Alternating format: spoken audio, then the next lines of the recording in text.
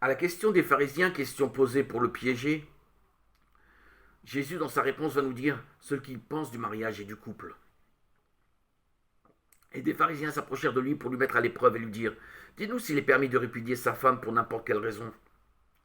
Ce n'est donc pas nouveau que cette instabilité du mariage. Jésus va d'abord rappeler ce que Dieu a fait au commencement et ce qui fonde la réalité du mariage. Jésus ne parle pas de la loi, mais de ce qui est. Dieu a d'abord créé l'homme et la femme, complémentaires, mâle et femelle. Il a voulu que l'homme quitte son père et sa mère pour s'attacher à sa femme. Ils ne sont plus deux, mais une seule chair. Qu'un homme ne s'avise donc pas de séparer ce que Dieu a uni. Cette recherche consciente de l'unité dans la complémentarité et dans la constance est le propre de l'homme. Dieu a créé l'homme à son image et Dieu est un. L'amour n'existe chez lui qu'entre les personnes divines. Il a voulu cette même unité entre l'homme et la femme dans le mariage, et c'est ce qui le rend unique et indissoluble. Jésus répond donc aux pharisiens en ces termes: N'avez-vous pas lu dans les Écritures que celui qui a tout fait dès le commencement les fit mâles et femelles? Et il a dit: à cause de cela, l'homme quittera son père et sa mère et s'attachera à sa femme, et les deux seront une seule chair. Qu'un homme ne sépare donc pas ce que Dieu a uni. Mais ce que Jésus ajoute à la loi, à la fin, à partir de la phrase de sorte qu'ils ne seront plus deux, nous montre à l'évidence que l'homme doit mener un combat intérieur pour réaliser le plan de Dieu sur le couple humain et son unité absolue. C'est là, encore une fois, que se joue la liberté chrétienne.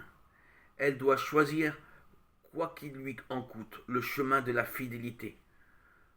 Qu'un homme ne sépare pas ce que Dieu a uni.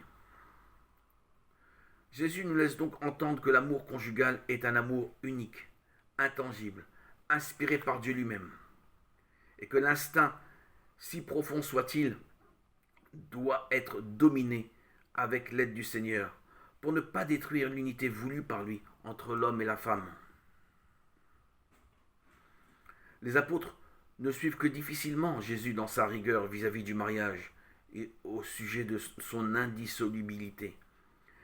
Ils disent donc à Jésus: si telle est la condition de l'homme avec les femmes, mieux vaut donc ne pas se marier.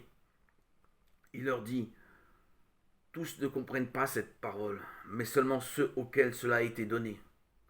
Car il y a des eunuques qui sont nés tels dès le sein de leur mère, et il y a des eunuques qui ont été rendus tels par les hommes, et il y a des eunuques qui sont eux-mêmes rendus tels à cause du royaume des cieux. Que celui qui peut comprendre, comprenne.